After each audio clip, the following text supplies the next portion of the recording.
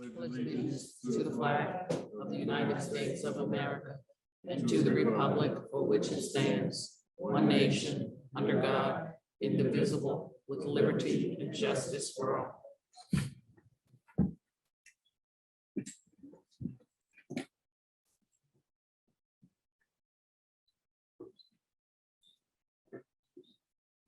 All right. Let's see.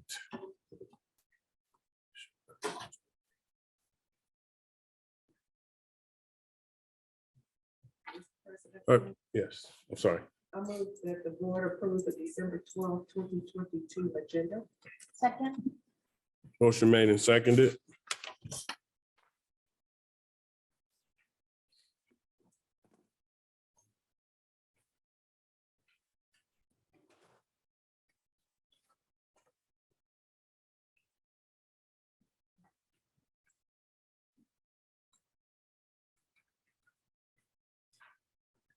All right, next we have a report of the board members.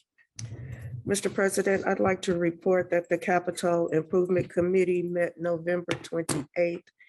And we discussed the upcoming bond issues slated to be on the April ballot. We talked about what the major projects to make our high schools more comparable to one another. And we talked about the upcoming forums and how the public is going to be notified.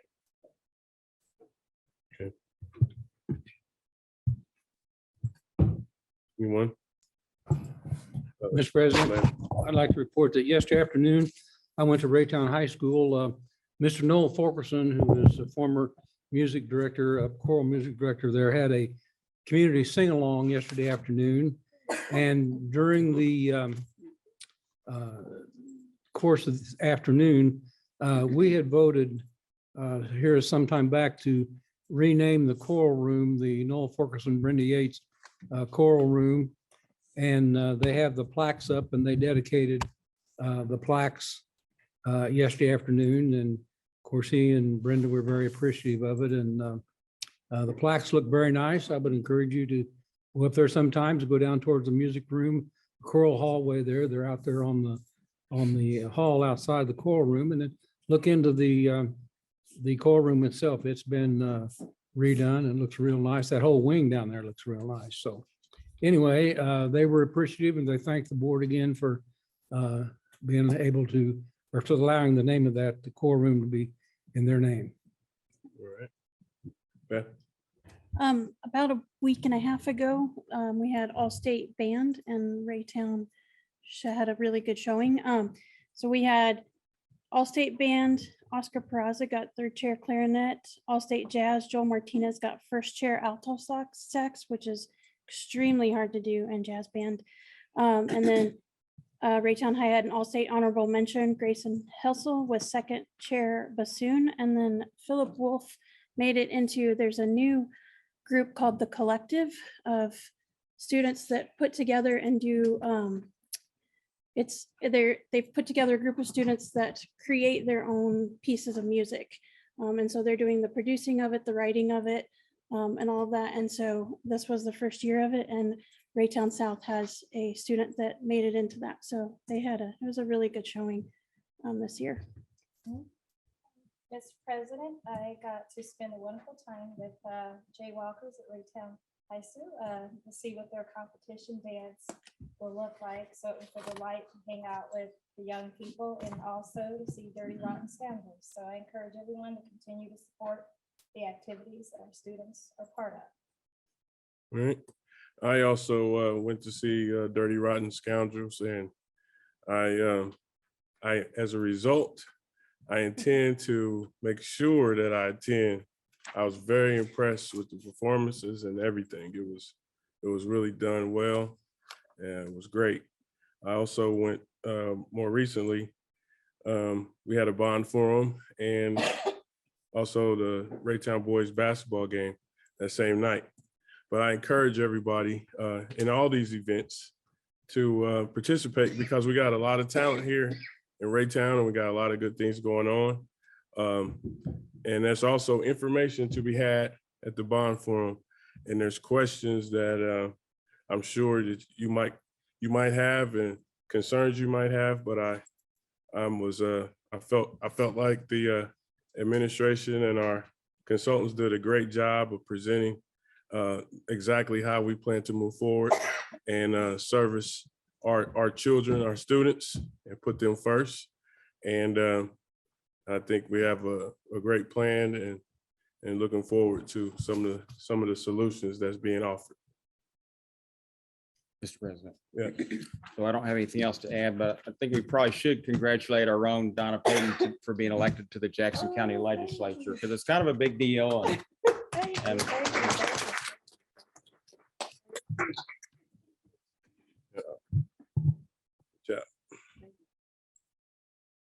All right, that's the report of the board members. Next, we'll have, did you know?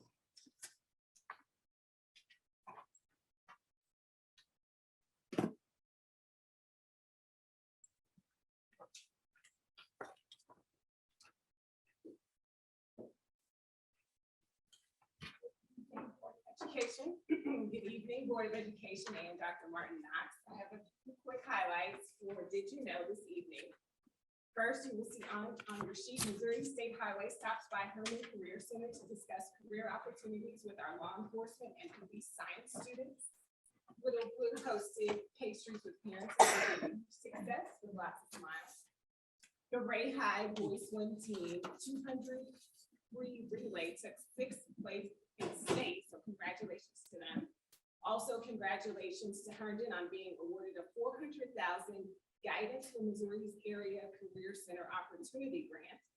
Awarded grant funds can be used to support the district's enhancement of career and technical education programs, capacity by providing greater opportunities for students, updating and modernizing facilities, infrastructure, and necessary equipment. Also, the district participated in a week-long United Way campaign that took place from Monday, November 14th to November 18th. The district raised more than $2,000, and that money goes to our community organizations like REACH. And this month, we have a student and staff highlight for the Ray of Hope recognition. Nalini Portillo Cruz, an 8th grade student at Central Middle, and Nicole Hartman, and our teacher at Northleaf. So let's take a moment to hear why they were nominated for this recognition.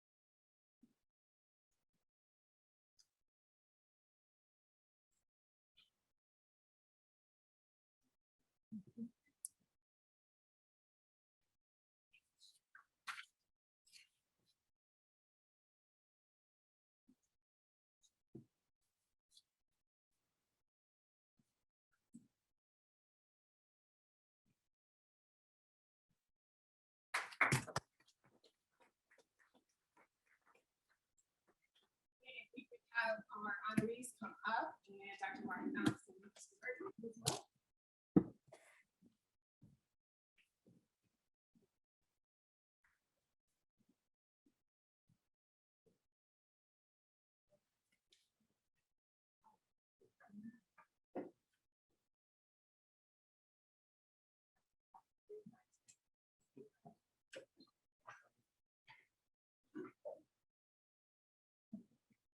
Okay, now if our principal teacher family would like to join us.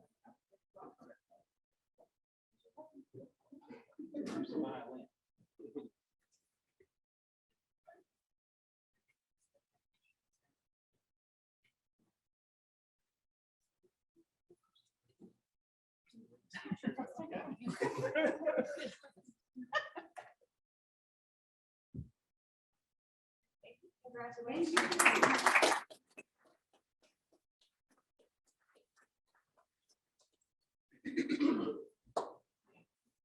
That is it for Did You Know? There is one more recognition this evening, and I would like to invite Jerry Lee to come up for the presentation of the 2022 Governance Team Award.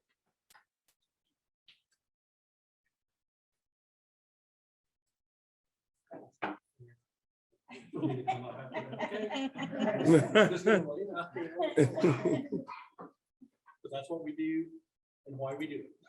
Amen. And so, I mean, that's incredible. Congratulations on leading the whole thing to do that. My name is Jerry Lee, Associate Executive Director of MSBA. I am so happy to be here. Mr. Burton, the rest of the board, Dr. Knox, welcome to Missouri. Glad to have you here and to do that. But on behalf of MSBA, thank you for what you do. Thank you for what you do for MSBA. You're a valued member for MSBA. We do. I will apologize right up front. I wish we'd have had this earlier. But somewhere during the move and remodeling of our building, this didn't show up.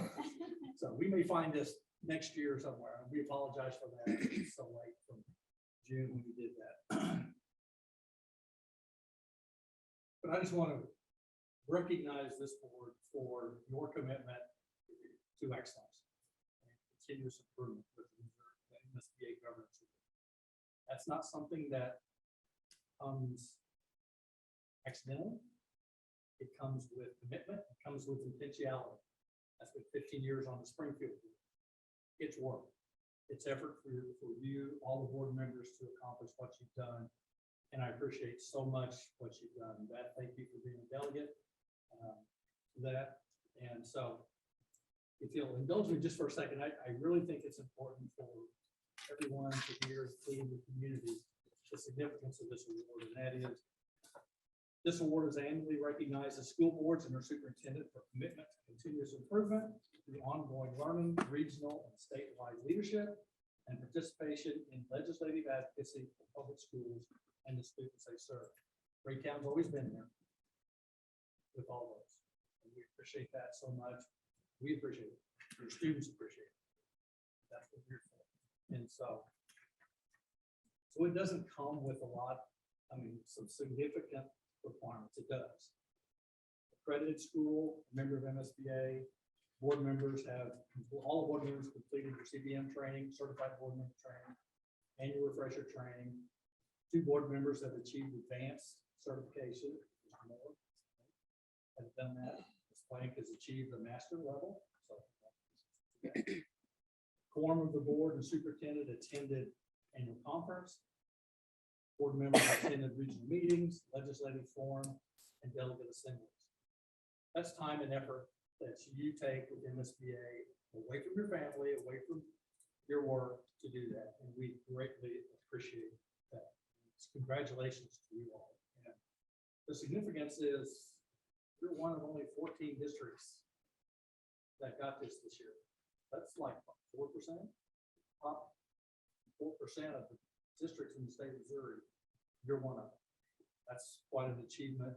In fact, this is the 3rd one you've got in the last 5 years, and there's only 18 districts in the state of Missouri that's achieved that. So you're kind of in unique company. And I applaud you for that. keep it up, keep it going. I gave Ms. Johnson a bunch of paperwork, some literature and the application for next year that's already underway. And those efforts are ready for next year. And I got a plaque to present for the 2022 Governance Team Award. See a spot right there that looks like somebody needs to put a nail in. Yeah. And we're covered. But I just want to congratulate you as a board, tremendous board. We recognize that. I think the community recognizes that. And our students do. So, thank you for that. Congratulations. MSBA Governance Award, and I don't know how you present it. How you want to do it, then just tell me. I'll take it. Yeah,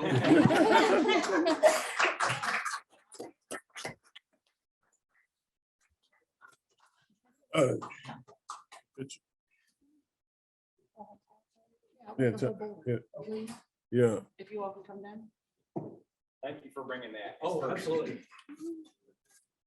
I love coming to board meetings. People become nuts. But I love them. I really want to thank Beth for spearheading this and taking charge in this whole thing. So, And their doctoral thesis put us over the top. Takes a champion to do it.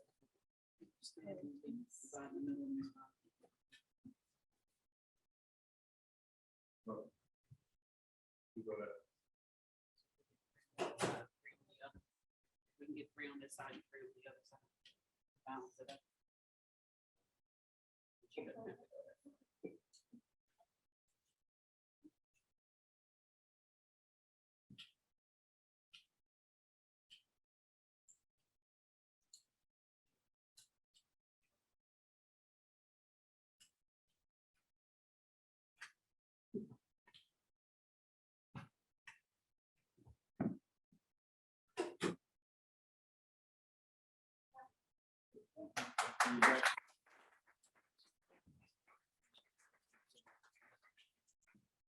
thank you.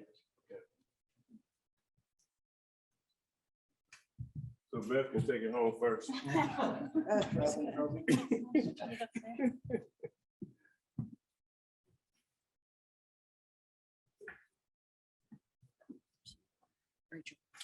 Rachel, can you take a picture of it and send it to me?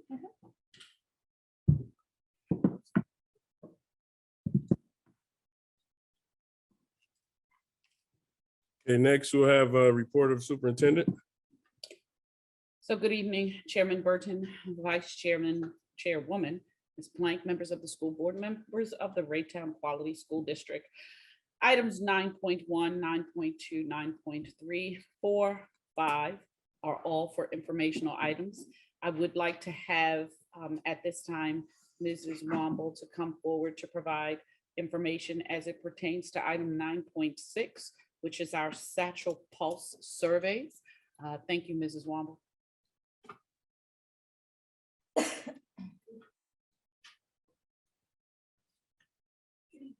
Board of Education and Dr. Martin Knox.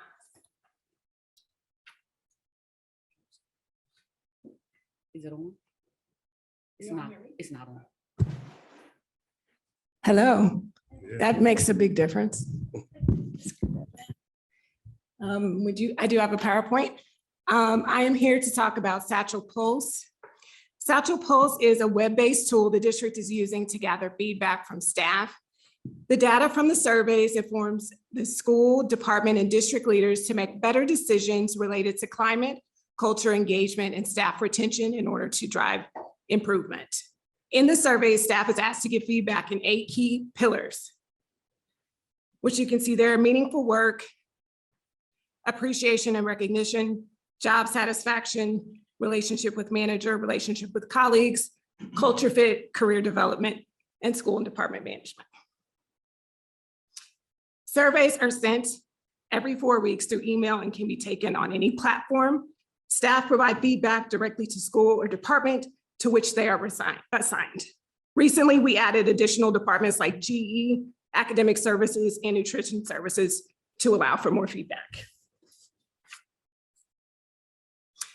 Here are some of the survey statements, some samples of what staff see.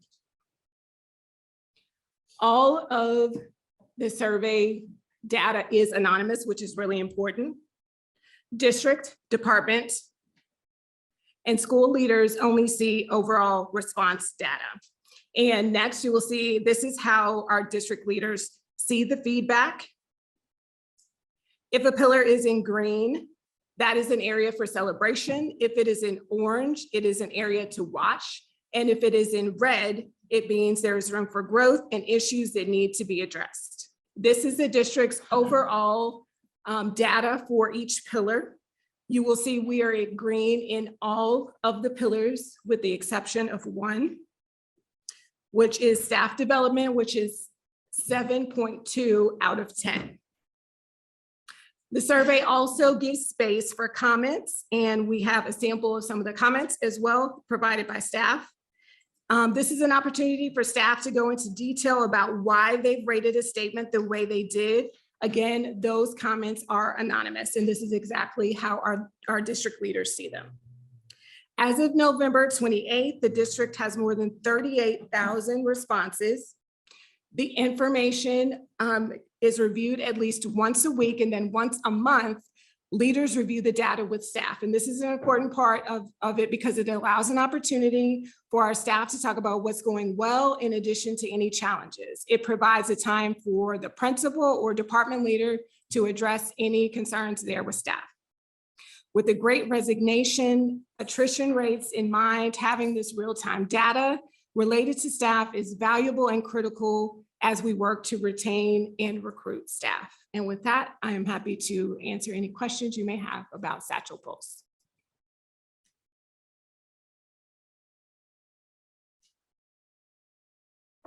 Question? Thank you. Thank you, Mrs. Swan. One of the pieces for Satchel Pulse, I just wanted to reiterate, as Mrs. Womble presented that information, that we encourage our staff to continue to participate because we use data for two purposes, one to inform decisions and one for information. And so we use this information to continue to better the opportunities for our children and our staff as well as our community. So if you receive the Satchel Pulse surveys, please make sure you participate. I'd like to move forward to the next item. Before you move, I have a question. Oh, I'm sorry. Oh, that's okay. I just was trying to wait. What is it all staff respond to the survey, or is a percentage of them that you get a reply back of them completing the survey? Mrs. Womble will come and address the question. I'm sorry. It's okay. So it is sent to every single staff member we have in the district. It's divided out by buildings, so schools report.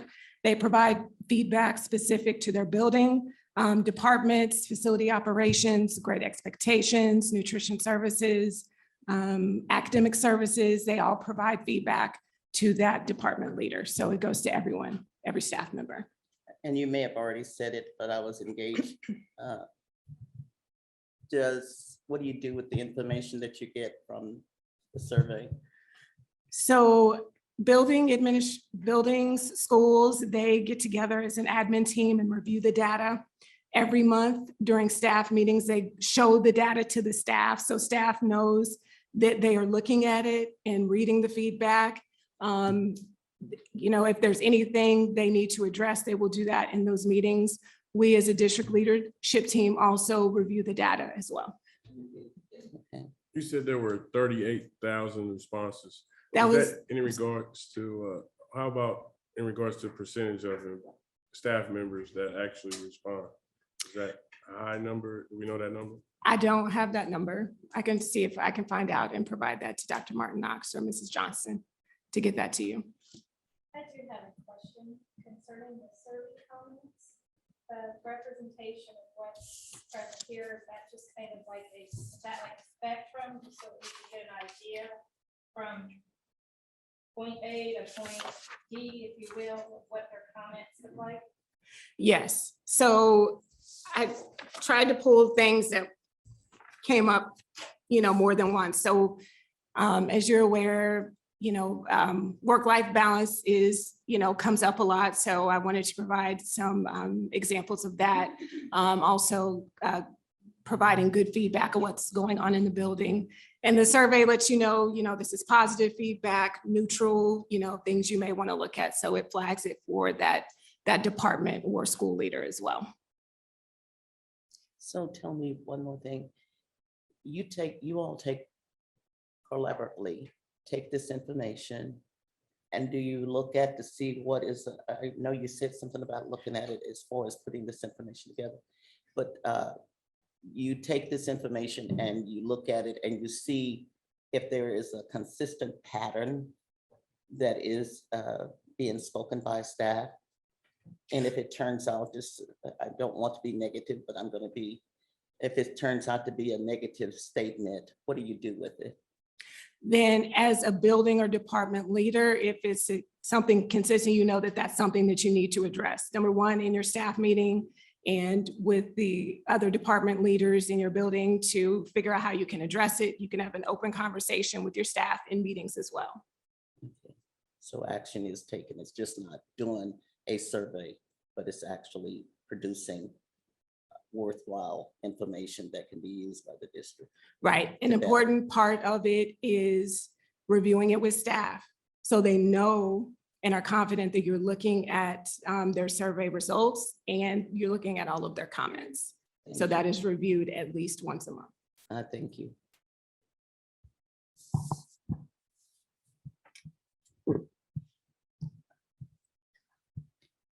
Thank you, Mrs. Wamble, and thank you for those questions, Ms. Salisbury. Item number 9.7, the strategic planning discussion. I'm going to ask Dr. Greiner to come forward, and our presenter will be online on Zoom.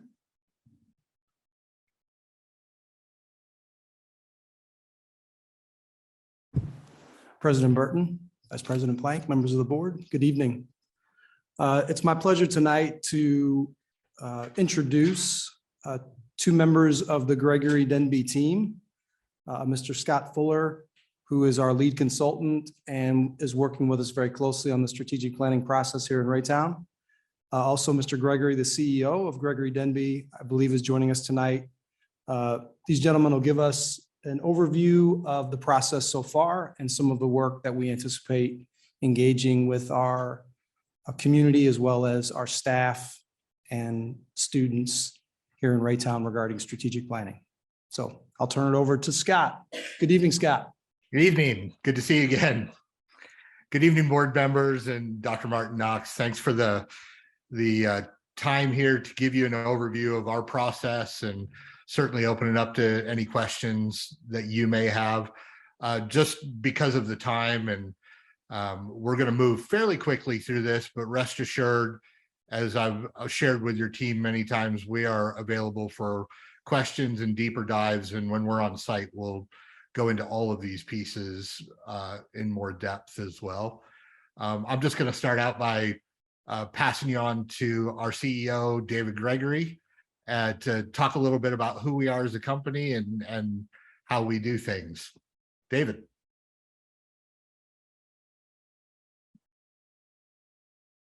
David's muted. Yeah, there we go. Good evening. Yes, so a brief background to us as a company I thought might be useful. I've been working in this field now for 33 years, and I started my career as an elementary teacher and then an administrator and worked on some large government projects. And when we came over to live in the US and developed the company, it was really with a view to trying to get the best out of education through managing change effectively, through a planning process, through a vision, to ultimately give students the best outcomes. Everybody that works for us is either a former educator or has worked extensively in the field of education. And we pride ourselves on having a very, very deep understanding of education generally, and not just in specific states, but across the nation, and also a considerable amount of experience working in other countries as well. We like to work in a way whereby we view the people we work with as colleagues. The vast majority of districts we've worked with over the years, we've worked with for many, many years, starting with a small contract initially, and then that developing, and for some that's been now 12 years. So we like that partnership approach. We like to be in a position where people can call on us, and we'll always bend over backwards to help with whatever we can. We're going to go through this evening, as Scott said, a fairly brief look at the process that we'll use, and then we'll open it up to questions at the end. But as he also mentioned, any deeper dives that are needed, we're always available, and we can do that on site face to face, and we're always available for a Zoom meeting or a phone call if you have any further questions as well. Scott, could you just move us on to Nosta? So this is the Nosta model which we base our work around, and this is an industry standard change model. Nosta came out in the early 90s, and working on change at the time in education, as a team, we looked at a number of industry standard models and decided that after much research, Nosta was the one that really gave us the pieces that we needed, because one, it was relatively simplistic, and two, it was highly effective and could also be used in a diagnostic way to work out if things weren't going as planned, what is it that was missing? So Nosta basically said, as you can see, that you need 5 pieces in play before change happens. And if one of those pieces is missing, then typically change won't happen, and we end up where we were 12 months, 2-3 years ago. These are actually in order of how they need to be developed. So the first thing that Nosta said was needed was a vision. In education, I think we have this often negative view of a vision because it can be viewed as that trite one-liner of, we will be the best district in, and that's the vision.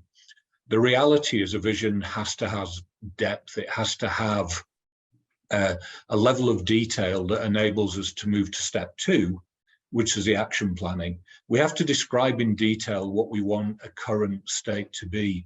I also think it's good to equate it to if you were emigrating, a process that I've been through myself. You could say, I want to go somewhere warm. And that could represent a lot of the visions that we often see in districts. But because that's so vague, how do I know what the legal requirements are for moving there? How do I know what the currency is? How do I know what the housing market's like? So instead of having just that one-liner, we actually need a detailed description of where we want to move to.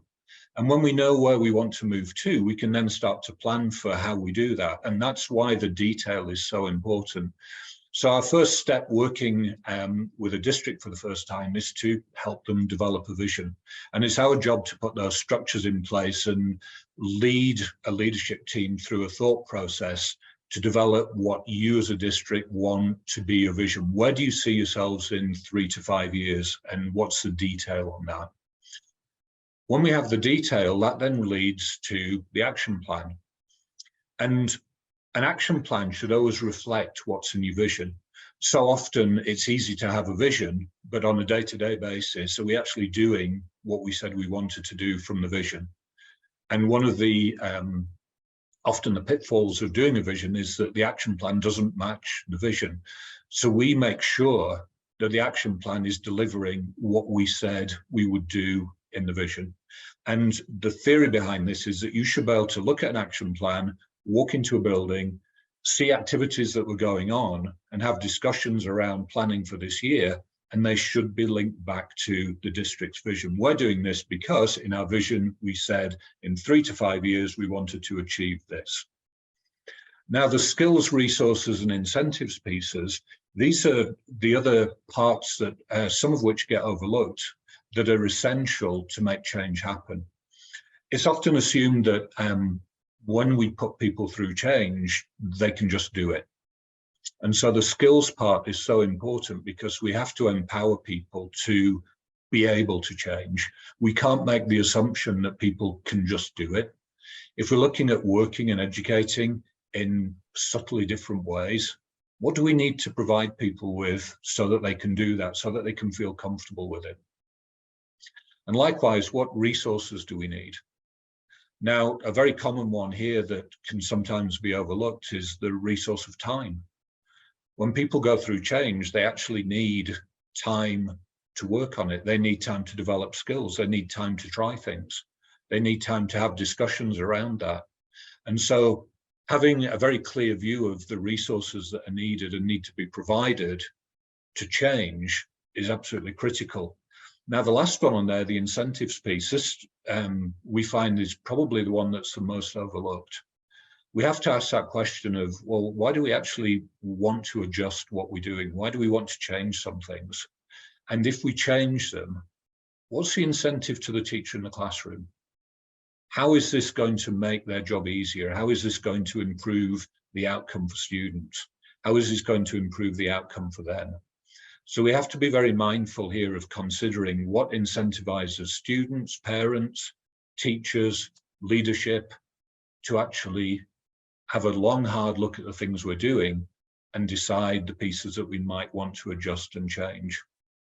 Now, if all those 5 pieces are in place, change happens. And we've worked with many districts across the nation who have set a very bold vision and have said to us, you know, okay, we're aiming at 3 to 5 years, but realistically, this seems something that is going to take longer than that. When it's done properly, and when these 5 pieces are taken into account, quite often those districts are doing a revision 3 years later because they've achieved so much of what they initially wanted to do, but felt that it was a stretch to get there. And it's very much about having those structures in place. And that's our job. We, as a company, we don't like the idea that consulting quite often has a bad reputation of, well, we'll come in, we'll give you some theory, and then you can go away and decide what you do with that theory, and it's up to you to make it work. That's not how we work. We believe in working extremely closely with our clients and making sure that they're successful. And we bend over backwards to provide absolutely anything that we possibly can to make that happen. Scott, can I hand over to you to talk about some of the components of this? Absolutely, thanks.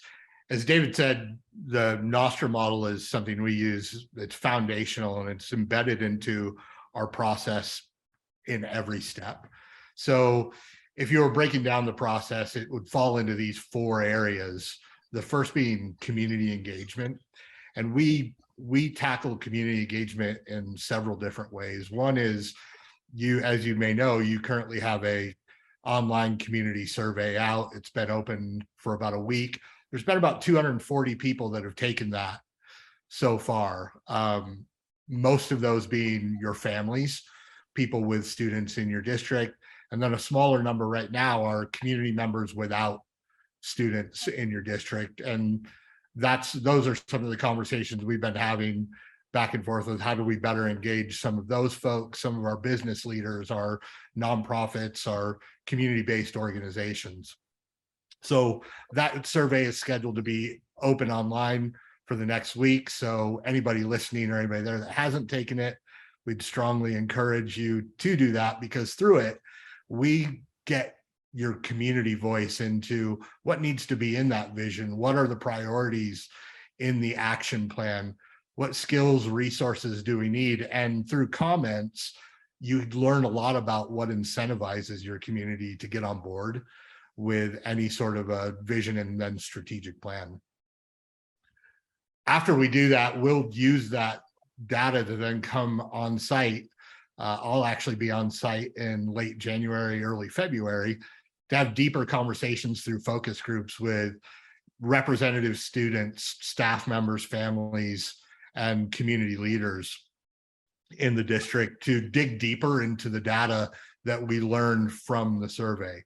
We'll also be putting together a synthesized report that includes key findings and recommendations for the district as well. But this is all information we'll use and present to the district so that it can be baked into that vision and strategic plan, which should then communicate your values and beliefs. The next bit, as David said, is the vision and getting to a comprehensive vision. I won't belabor this point. I think he talked quite a bit about it and the right depth to say, we believe this needs to go beyond a single statement. This is comprehensive. It covers several areas, including how you work with the wider community. What does teaching and learning look like? How do we build the skills, and how do we develop the leadership to pull off what's in your vision over the years? Everything in that vision will have a deliverable aligned to it that's very clear, again, aligns back to the vision, and then is broken down into the strategic plan, which contains those actions. What action steps will we be taking, and what measurables are we putting against those? Our strategic planning process and structures includes a dashboard look. We're big on transparency. So if we say we're going to do something, if we're going to put dollars to it, this is a plan that needs to be looked at often, and we need to perform health checks on it. Plans should be flexible in the nature of, as we learn about more about what we're doing and what our community needs are, then we can adjust and flex that plan. But we should always be transparent about where we are with individual projects that align back to those deliverables and ultimately back to the vision. So there is a dashboard view. For every project, though, there's also what we call milestones and measure. These are planned details. So it gets into all of those pieces of Noster. We're showing you just a piece of it that is the step-by-step actions that are time specific. They have very clear outcomes. Again, it's marked when things are complete, so that anytime we should know within a week to 10 days of exactly where we are on every project. Accountability and transparency. And then finally, once we have that strategic plan written and you get into it, it's the implementation phase. And as David said, this isn't where we walk away and we just say, okay, good luck with all of that. We really look at the implementation phase as needing coaching support, both from the outside, what can we provide coaching wise, but also leveraging your leadership and your coaching resources within the district to empower them to push the vision forward and help people meet the needs of that strategic plan. We have structures and systems for regular reviews of that plan. And like I said, the flexibility to adjust it where needed based on what you're learning and what you're hearing from your internal and external community. And then we have structures and ways that we can support you in advising around transparency and how you actually celebrate that success. Storytelling is such a huge part of this for all of your stakeholders as you're achieving, getting people windows into your classrooms, windows into your schools, so they understand the work that's being done and the benefits to their students and their families, and often their businesses and the wider community itself.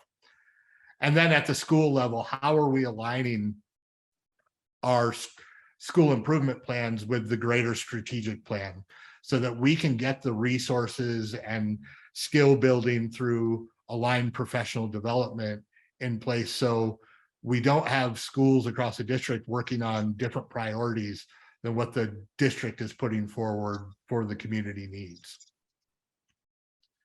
Again, we know that's a very quick and high level overview about what our process is. So thanks for the time, but we're happy to open up and take any questions that you might have.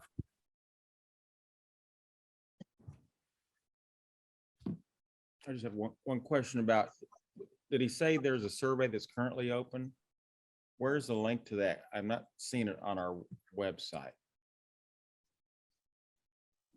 Is the link on our website?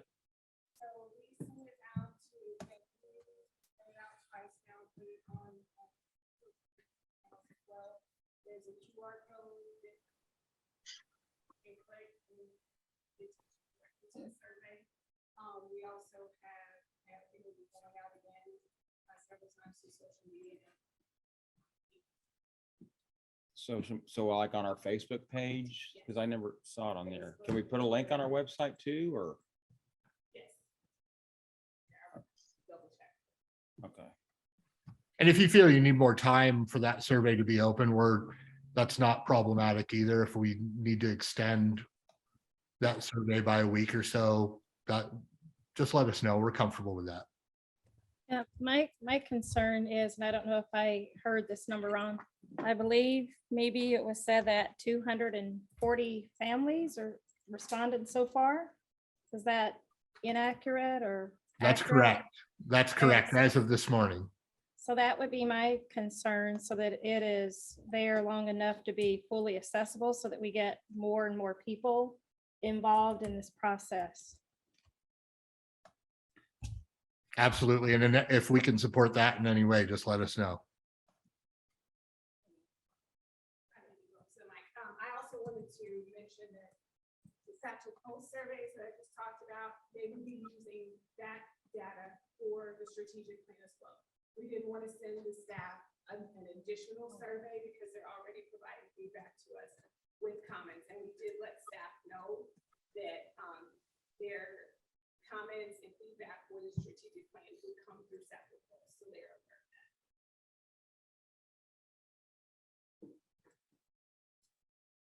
I do see it on our Facebook page now, but it'd probably be good if we put it on our own website too. So we could feasibly have one person, like, I'm thinking if you're an employee of the district and you have children in the district, you could fill out 2 separate surveys, like the Satchel page and this. Is that correct? Yeah.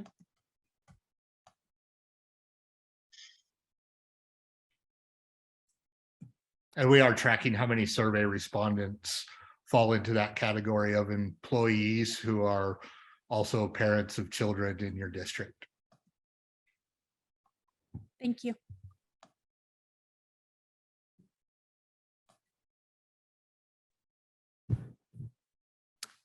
Scott and David, thank you so much for your time tonight. We appreciate you joining us and look forward to continuing our work together. You're very Thank you. welcome. Have a good rest of your evening.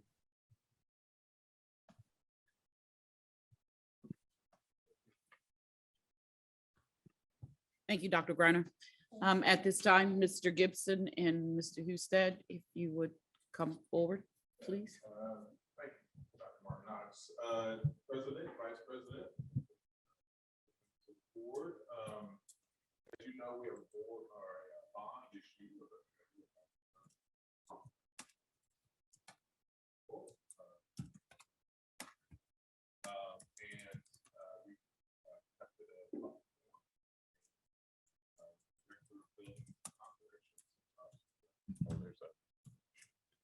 Oh, okay, I'm sorry. There was a public forum that we conducted. I believe it went fairly well. It was well attended. And there was a presentation. These are the slides of that presentation, and Mr. Husted is going to walk us through some of the details, provide you with some updates and an opportunity to answer questions. Good evening, this is Dr. Martin Knox, Mr. Burton, members of the board. As you know, we had a mock forum on last Tuesday, 12/6. Thank you. We had a meeting on community forum on 12/6, which was last Tuesday. During that forum, we went through, talked to community members of the board, some students and parents about what the plans were. We're asking for a $35 million no tax increase bond. And goes through and talks about what those projects are going to be used for. At South High, we'll be building a new performing arts center, an auxiliary gym, and at Raytown High, an auxiliary gym. We'll go through, Kevin, you go ahead and click to the next slide, please. The timelines we'll go through, I'll tell you, they're going to be really hard to see up there with that, but we went through, talked with members of both South High and Raytown High. South High was a little bit different. We had to be shovel ready due to the infrastructure concerns that we had. So that's been on the table for quite some time. We had some change in teachers there. So we brought that back to the table with them this year, reviewed those things with them, made some minor changes and then moved on. Raytown High, we've fine tuned that with staff and their school administration and went through that. Next slide. Those are just partners that we're working through. Next. Go ahead. This just goes through and talks about the history of bond planning and how we've planned. Right this year, we're going to conclude the 2019 bond that we passed with $53 million. This year, we'll be asking for 35. And then it goes on and talks about other bonds in the future. Go ahead. This is the slide I was going to tell you that it was hard to see. This talks about timelines. That goes through and looks at different projects that we started with the needs assessment in 2017 through the bonds cycles that we've gone through each summer as I brought updates to you for the past 4 years.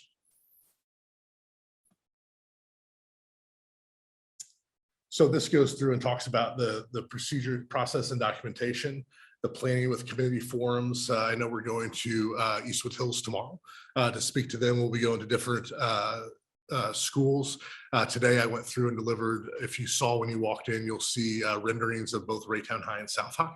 I went through and delivered those to all of our secondary buildings today and talked with those principals. I'll go through and deliver the elementary throughout the rest of this week.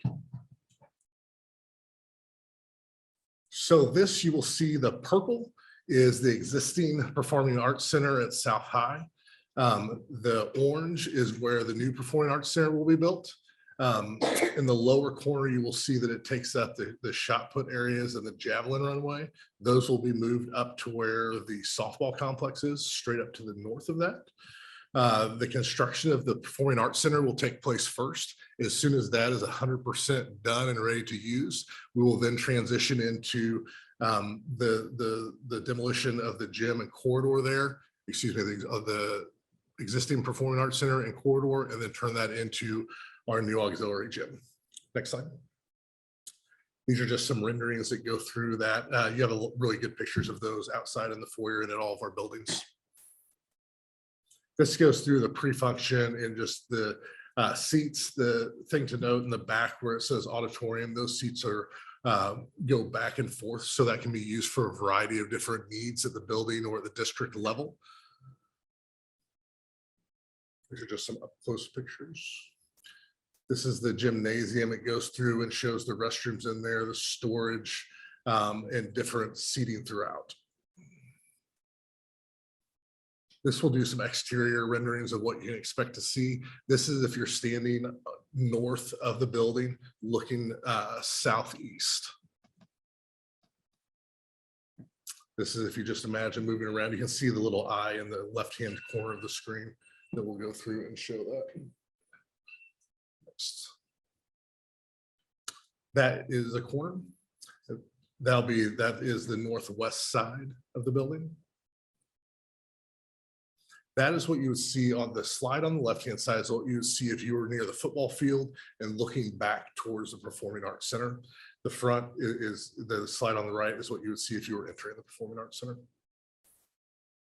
And that is on the east facade as well. That's the pre-function space with ticket booths, et cetera, that you can walk in. The doors you see there on your left-hand side. More pre-function just from a different angle. If you were standing back looking towards the exterior, there's room for a ticket booth there and also a place for security. This is once you're inside the auditorium. That is if you would be standing at the top where it starts to slope down. Behind you would be the flexible seating. Flexible seating. This goes through and just talks about, we want to make sure that our kids were able to access 21st century technology. So we've programmed lots of different drops and electrical components in there for multiple uses. The flexible seating again allows it to be used when you look at performing arts centers. The number of times that people get to use them for the large space is not really that great. So we designed this to be able to use for multiple venues. So look at the inside of the auxiliary gym. Just a different view.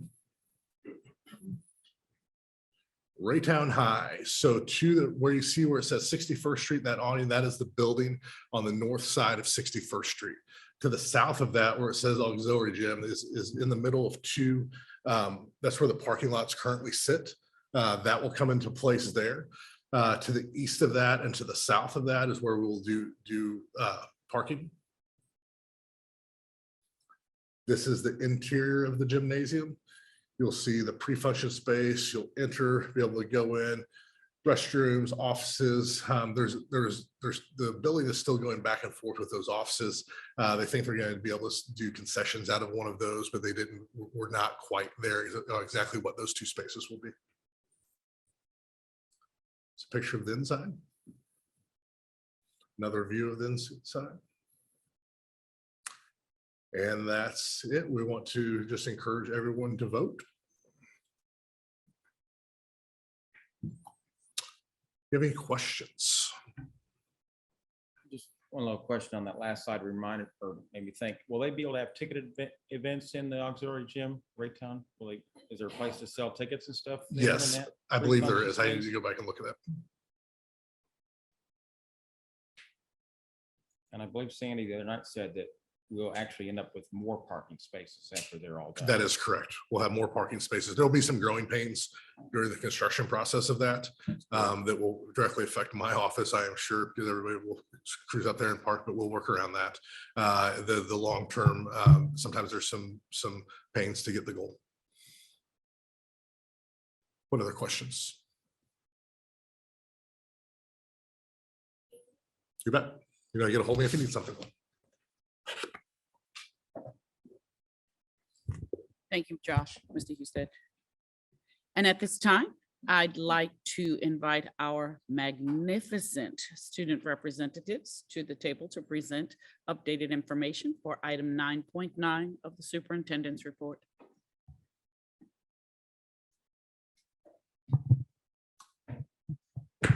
Good evening, Dr. Martin Knox. Good evening, Board of Education. Give me a second to pull up my notes, sorry. Okay. Also, might I just say, these buildings look very, very nice, and I'm kind of sad I'm graduating, so I can't see this. But I'm very, very glad that this is happening. This is good for Raytown. But don't you want to start us off? Can I use your phone? We'll look it up. Okay, so recently our council's been trying to work on getting some more funds. So we did a bus video. So essentially what we're seeing is that there's been an issue with like people stopping at the bus stops for like children. And that essentially just makes it really unsafe when like elementary school kids or middle school kids are getting off of the bus because they could get hit by a car. So within the video, our student council, specifically our leadership class, created a video trying to stop that and make people more aware of their actions when they're seeing a bus or being near a bus, and then us submitting that video.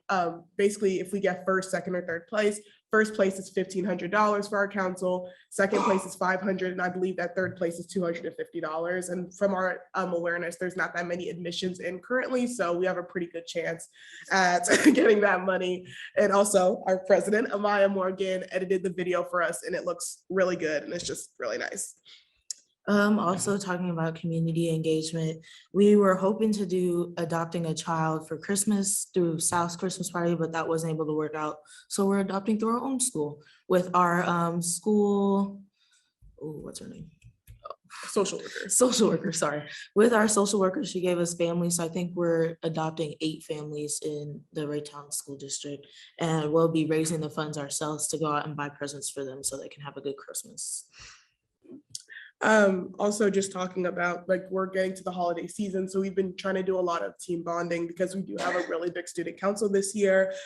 So we've recently had our Thanksgiving and our Christmas lock-ins and get-togethers. So for our Thanksgiving one, we had like a Thanksgiving feast. So we had basically like what's it called when people bring stuff? I can't remember. A potluck. A potluck.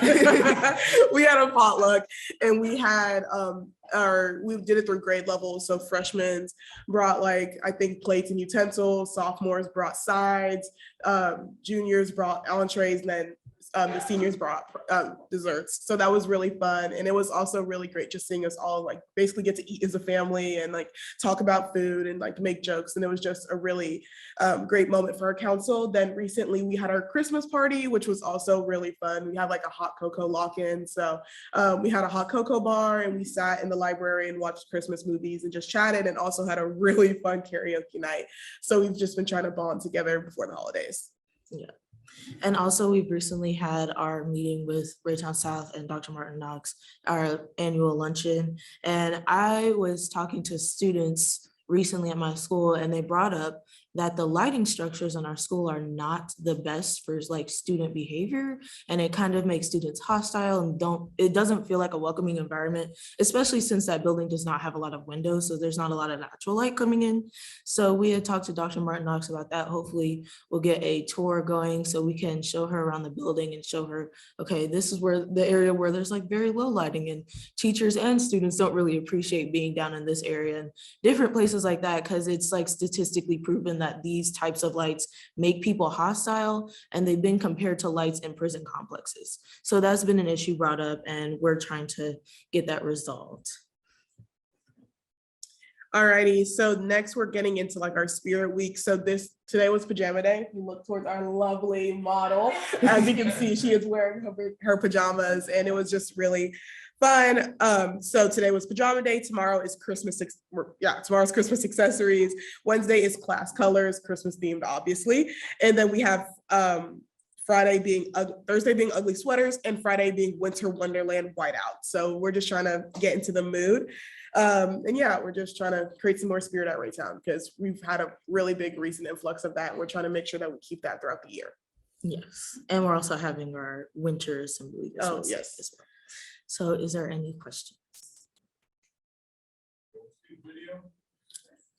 You know, I think you can see it on YouTube.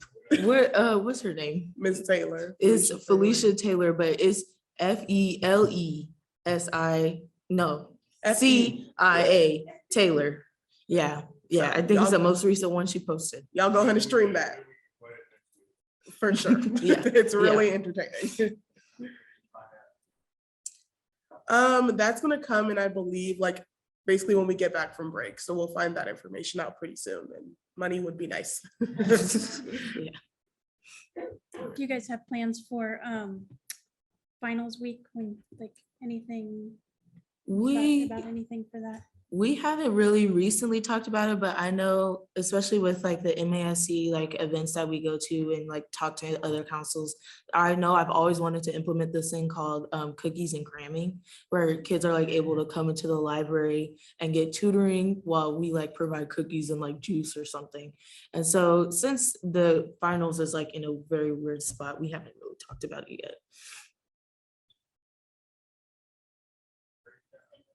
Thank you.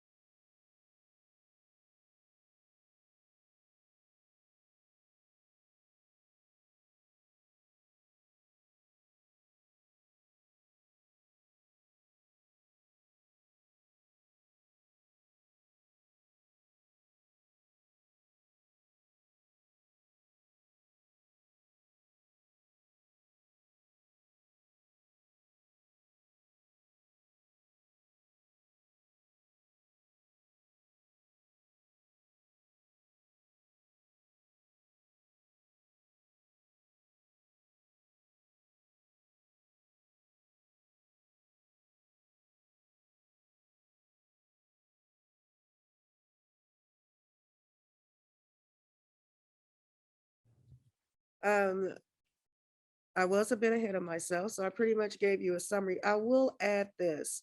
Our Capital Improvement Committee is a new committee, and we are trying to make sure we have a clear division between the Finance Committee and the Capital Improvement Committee.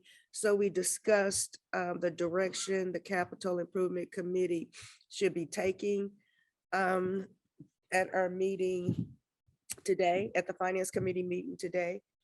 Is there anything you would like to add, Terry or Alonso or Rick? Okay. Thank you. Culture and Climate Committee. There will be a meeting in January. Curriculum. So we reviewed the middle and high school career and educational planning guide. Lots of hard work went into this, so I am very grateful for what the committee has done.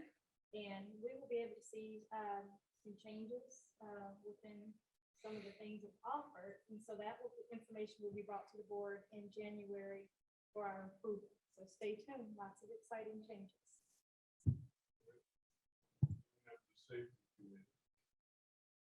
No report.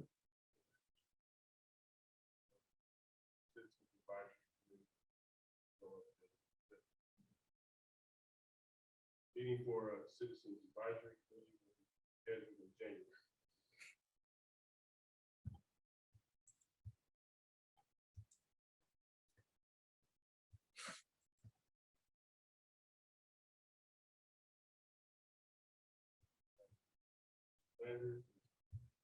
Yes, Raytown Education, excuse me, Foundation report. They met December the 12th. They have some dates that you need to write down and save these dates. Share the Love Breakfast they will hold their annual Share the Love Breakfast on Tuesday, February the 7th, 2023, at 8 a.m. at the RSEC building. Invitations will be sent out later on January 1, something like that. Grant Showcase, REF will host its annual Grant Showcase on Wednesday, March 22nd, 2023 at 5 p.m. at RSEC. During the Grant Showcase, REF 2223 teaching and learning grants share their information about their grants and their impact on students. The next date to save is the Cinder Experience. Save this date, Saturday, April 21, 2023. The REF fundraiser will, with the Herndon Culinary Institute, more information will follow. Trivia Night, REF Trivia Night is scheduled for Saturday, May 30th, 2023 at Saddle Creek Stables. So if you've got your 2023 calendar, you've got 4 things there that you need to put down on so that you can do. Student recognition, high school Trister treat celebrations. First Trister in October, REF provided a Trister treat cupcakes to students who received no more than 5 tardies during the first Trister. Raytown High School had 1,061 eligible students and South High had 725 eligible students. That is a lot of cupcakes, guys. Second Trister in November, REF provided Trister treats. Again, they were cupcakes to students, but this time they had to have 95% or higher attendance during the second Trister. Raytown High had 566 eligible students and Raytown South had 477 eligible students. Really good. Did you bake all this? I did not even get one, so I must have been absent and tardy, whichever. The Transportation Department recently awarded the first quarter Safe Driver Awards to students. Elementary and middle students will receive a Pop-It bracelet. High school students received a gift card. And that's the report, sir, Thank you. I think.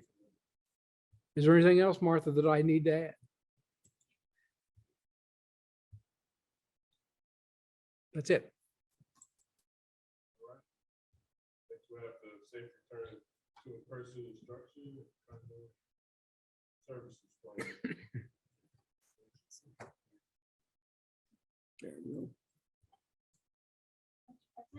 I move that the Board of Education approve 2022-2023 safe return to in-person instruction plan.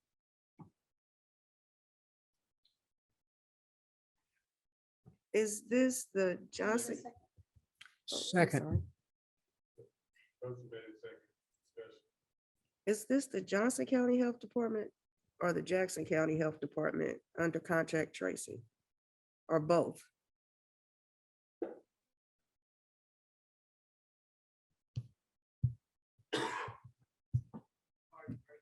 It should be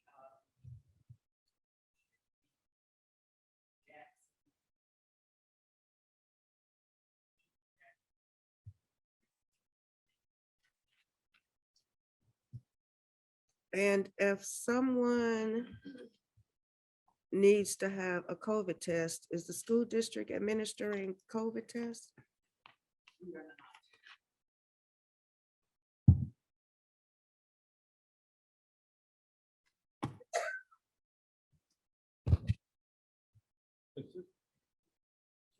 Is this just a formality that we're voting on this right now? We're already doing all this stuff. We are, and there have been, of course, most of the guidelines that were in place prior to have been relaxed as a result.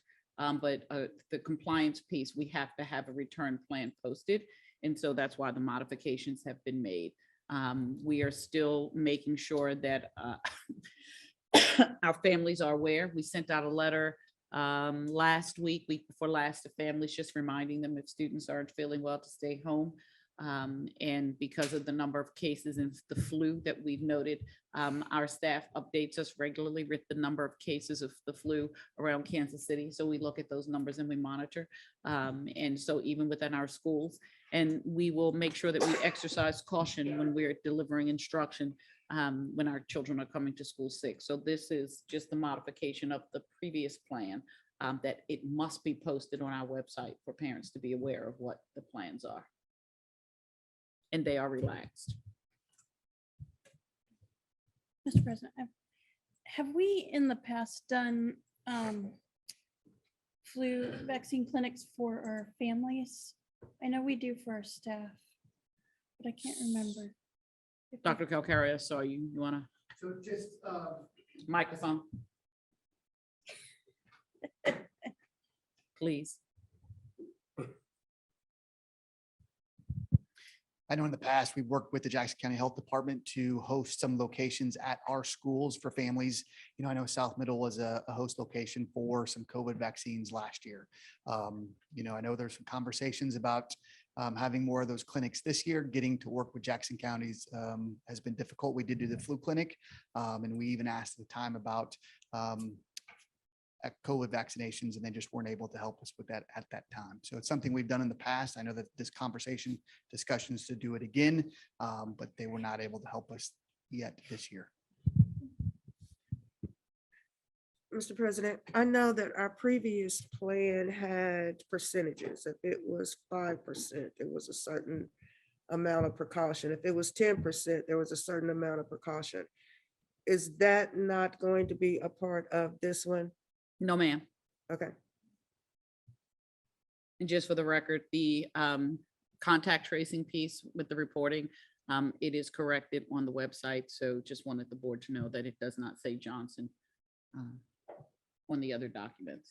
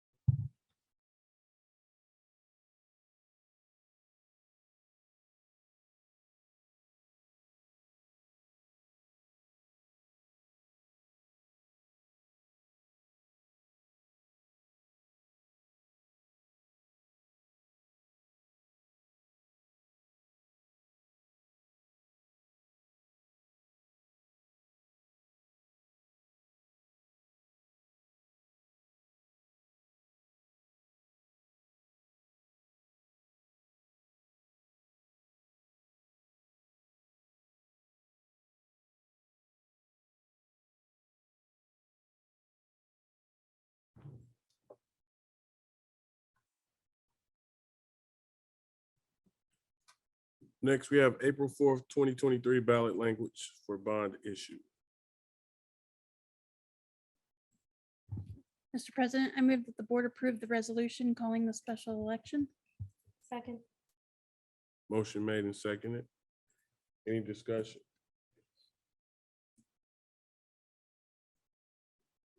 Seeing none.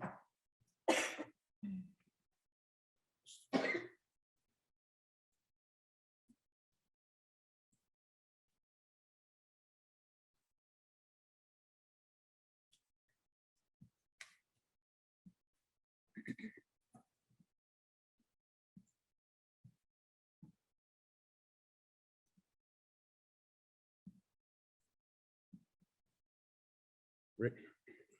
Okay, all right.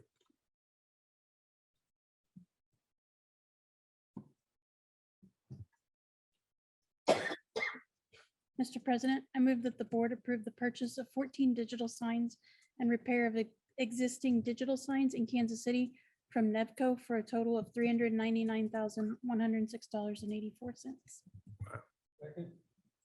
Motion made and seconded. Any discussion?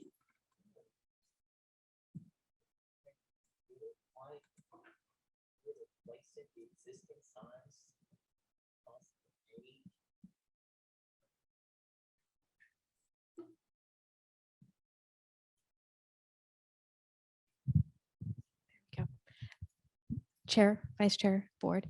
Yes, our existing signs are reaching, they're actually end of life and end of support. We can no longer get parts for those signs. The manufacturer is no longer making those signs or servicing parts for them. So we are at the point where that they are at the end of their serviceable lifestyle or life cycle. And because of constraints that we have in the city limits of Kansas City, we are able to replace the signs in Raytown and then use the parts off of those to continue to repair the signs that are in Kansas City.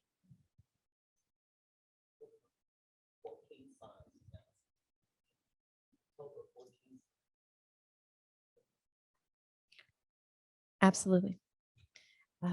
Unfortunately, just as we've seen, with much of our technology and equipment, cost has gone up significantly. The expense was a little bit higher than I had anticipated, and I worked very closely with the vendor. We started at a replacement of all of our signs at about $800,000, and we worked to have a plan and to negotiate some pricing to get us down to what we had budgeted, which is in line with, we had planned to spend approximately $400,000 this year on replacing signs. It is a heavy price tag, but it is competitive and the cost of the signs. So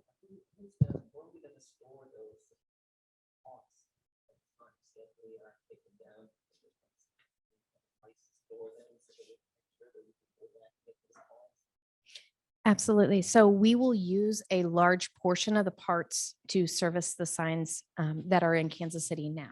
So a majority of them will be consumed immediately through this process. And the remaining, the company is shipping us storage crates that will safely house them. And I am working with Mr. Husted to find locations in our warehouse. We're expecting about an 8 cubic foot space that will need to store the remaining parts, as we consume them. And so we're looking at space and we'll be able to accommodate that.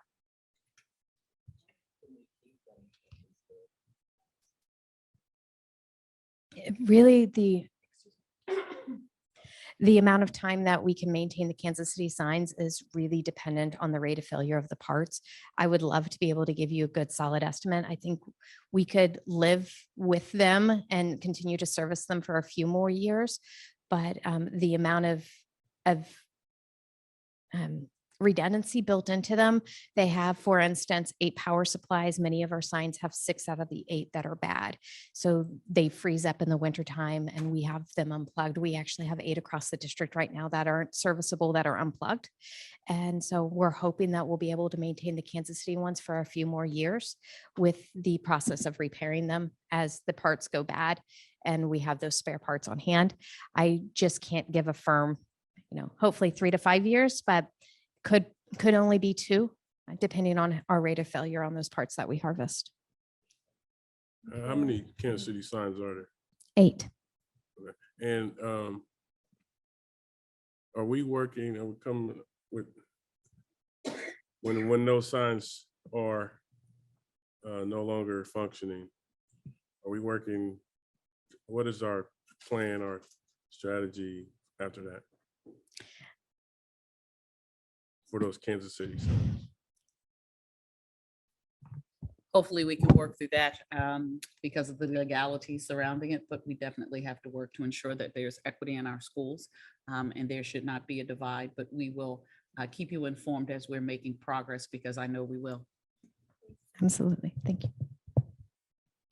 I was going to ask that same question, and I'm guessing maybe or hoping that some of the good relationships you're building with those Kansas City folks might help Yes, move sir. some of that along. But I would also think that they've probably moved off their initial position. That's been so long ago, and they're so far behind the times for them to think they would still be against these signs. Is there any change in? Not- Certainly some other districts are putting signs in. We'll continue to work, as you indicated, with the relationships to understand this is for our students, this is for our schools, and it's for the betterment of communication with our community. So we'll continue to go down that road and cross that path when we get there, but hopefully we won't have to revisit the past and continue to move forward. So we're looking for place to store it. Mr. Houston, is there room in the top of your building? Can we just stick them in your office? We will make it work. Thank you. Thank you.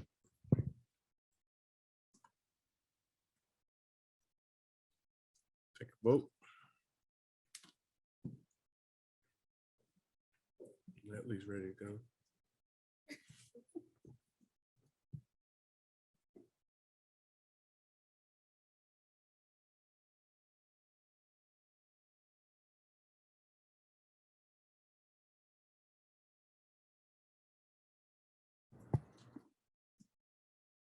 All right, contract with Aquatic Academy LLC for pool management.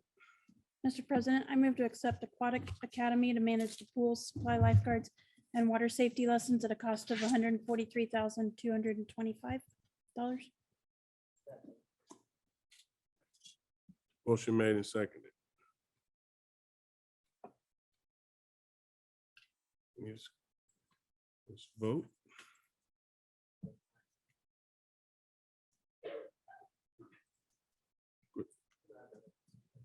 I'm sorry. Sure, yes. So stated 6 months, so is that because is the pool in any time? Well, the plan is to actually consider other options. We didn't want to lock ourselves into a long-term agreement. The current company takes care of a number of services as listed here. And I think in discussions I've had with the director of the Wellness Center, he has some options that will be more effective and also cheaper because this company, they can be pretty costly, and he wants to consider bringing some things in-house, some things that we think that we can do with staff we have currently on payroll. So it's one of those things where we'd like these 6 months to really get some of those decisions finalized. We may end up having another contract for the things that we can't do in-house, but that's something we'll present to you when the time comes. So yeah, and this particular contract, as far as the price is concerned, is consistent with what we've been paying over the past year.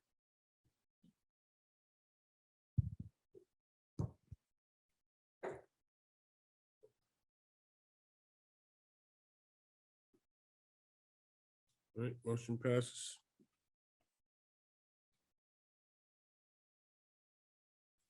Music renewal. Mr. President, I move to accept the 2023 insurance premium with Missouri United Schools Insurance Council in the amount of $1,668,398. Second. Motion made and seconded.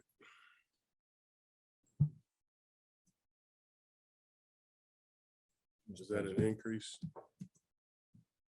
Yeah, that's what I was gonna ask. What's the increase, if any?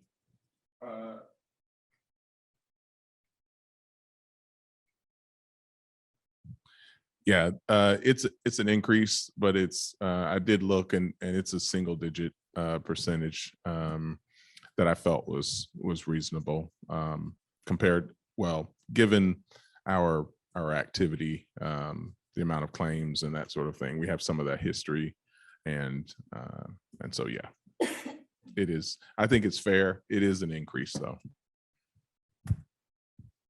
Well, so single, I mean, less than 10% is what you're saying. Yeah, it was. My recollection was that it was between 6 and 8%, but I didn't want to be precise and come back not correct on that.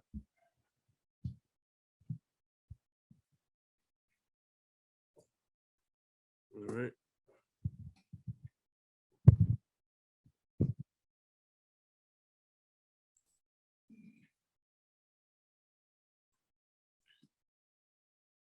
RFP for District Student Information System. Mr. President, I move that the board approve the release of the request for proposal for a student information system. Motion made and seconded. Any discussion? No.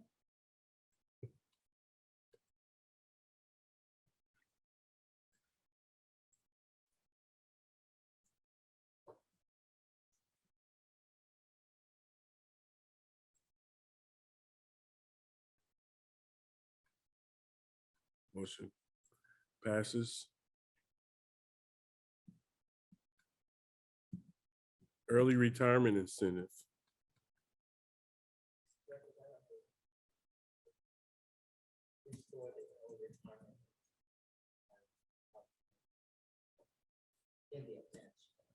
Second. Motion made and seconded.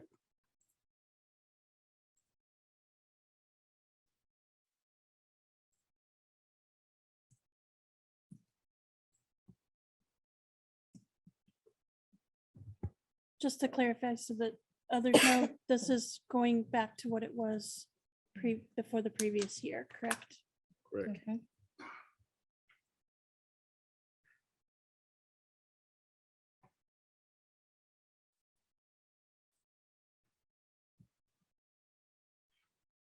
RFP for abnormal psychology.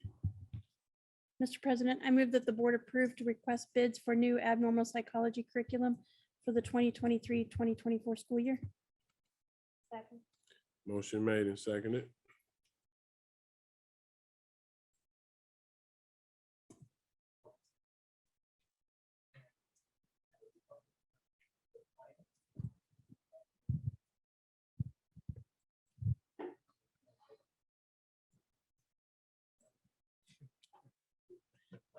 Hi.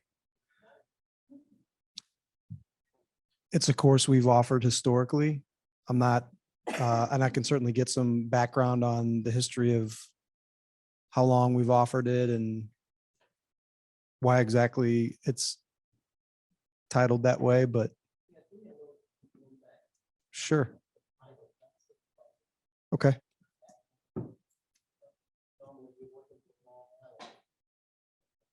Sure. I can do some homework and get back, if that's okay. Okay. I would just, I mean, yeah, get back to us, but I would just add that little I know about it. Abnormal psychology is actually a normal psychology term. It's something that's used in everyday psychology. And yes, and this is a class that's been offered for years and years. So it's just abnormal is just talking about the different parts of psychology that would be considered abnormal and how to address them. Well, he might come up with a more technical answer for us. Thank you, Mr. Moore. We notice that Rick knew the answer. I take that as a compliment.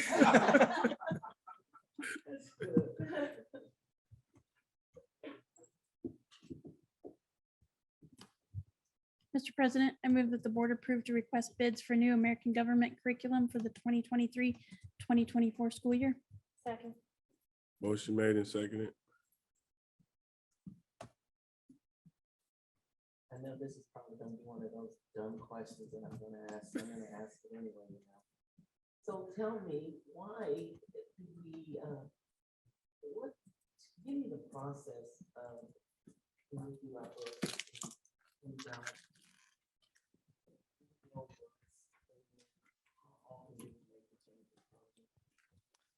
So typically a cycle for resource adoption is every for what we would consider to be core academic subjects. So those courses that are required for graduation typically happen every 6 or 7 years.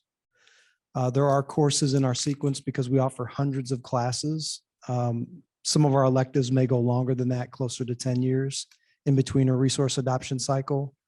Once a new resource, and it may not be a book, it could be a combination of hard copy and virtual resources. It may be virtual only. It really depends on, as we interview vendors and they tell us resources that are available. Our teachers are part of that process, of course, to making a decision. Once a new resource is adopted, we build a number into the budget as part of the CNI budget. Once the new resource is here, we talk to our teachers to understand there may be components of existing resources that we want to keep and utilize, but typically if we collect all of the old books, old textbooks, we then turn around and sell them at auction. So we make that available for resale.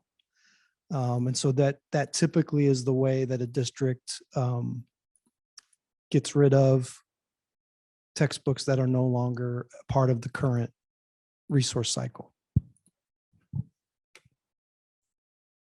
So I just have Good question. Just one other question. So we've never voted on requests for bids on curriculum before. Is this just, you just wanted to bring this to us just for information really, or? It's good. Yeah, I don't know that, Rick, I can speak to prior years. Just in speaking with Dr. Cannon, our director of curriculum, she came and said, hey, we need to bring these to the board for their approval. So followed her lead. Usually after the Someone fact, told this me- is better. Someone told me it's normally a consent. Yeah, it could be. I mean, someone better real like this. close to me right now just told me that.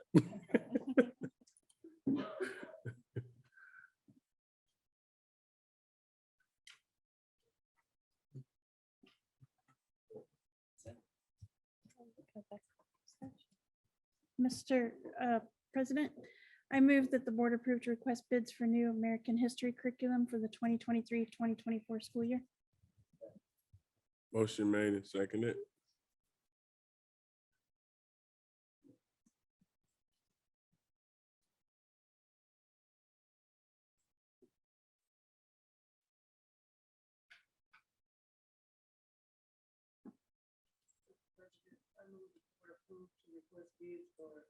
New psychology curriculum for the 2023-2024.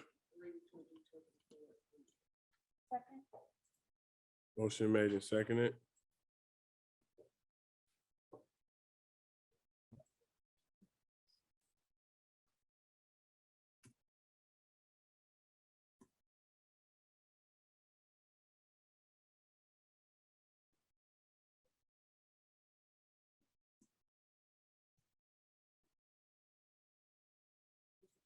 Move that the board approve to request bids for new world religions curriculum for the 2023-2024 school year. Second. Motion made and seconded.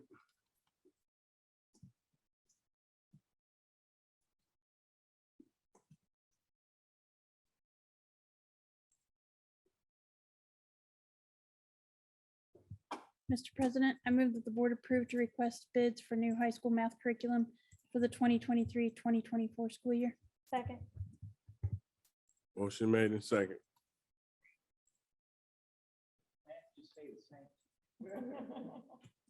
Man,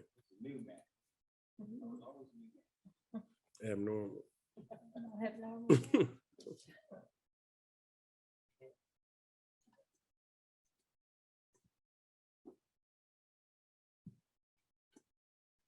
All right, my first read of the 23-24 academic calendar.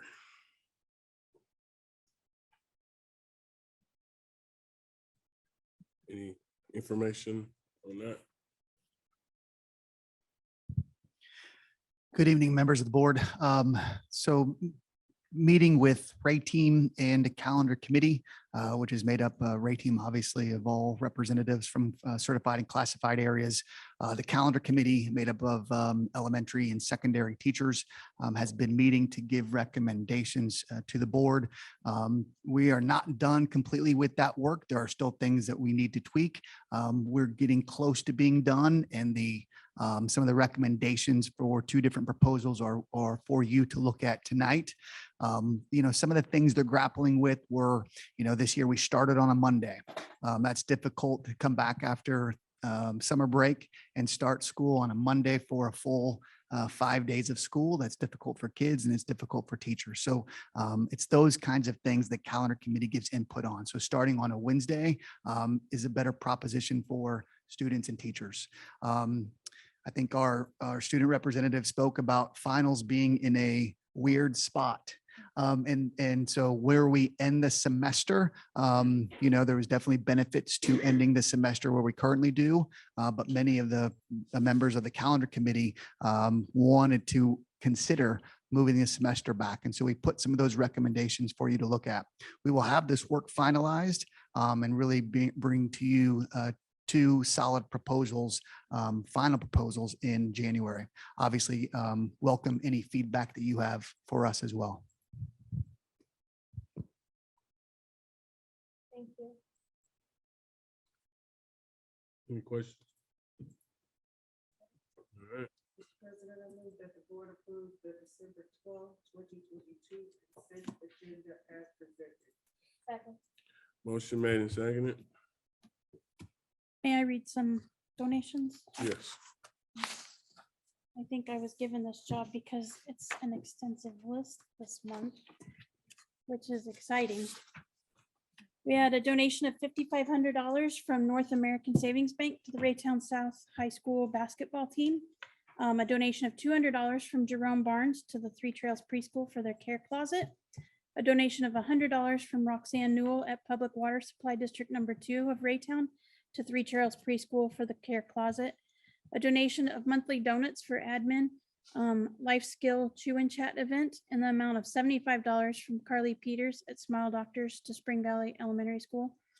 $750. Did I say that right? A donation of $75 in Sonic gift cards for students and staff attendance incentives from Jason Snedden at Skyline Church to Spring Valley Elementary.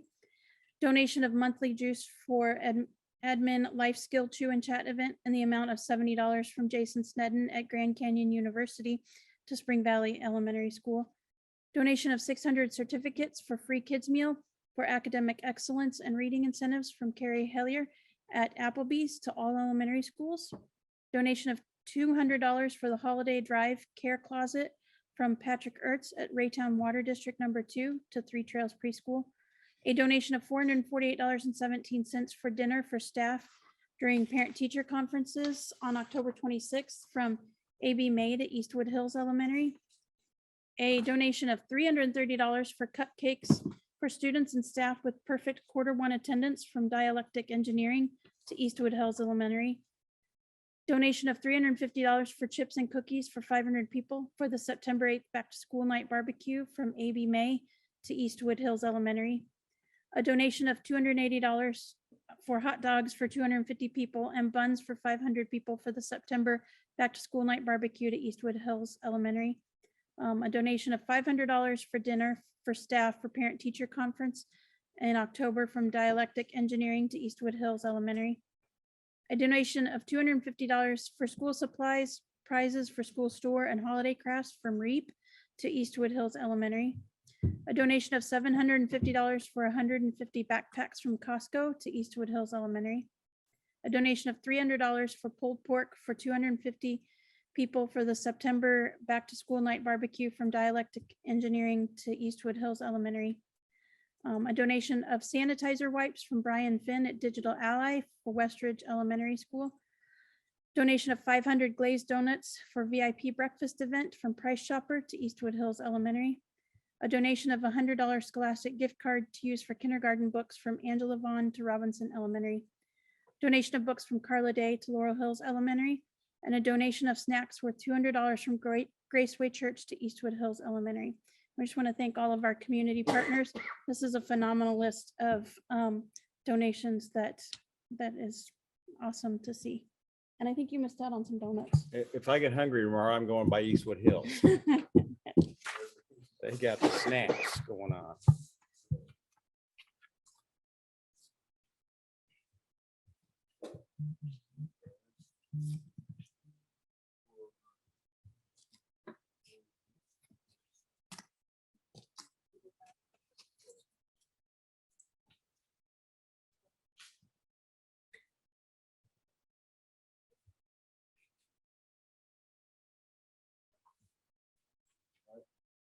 We're going to recess and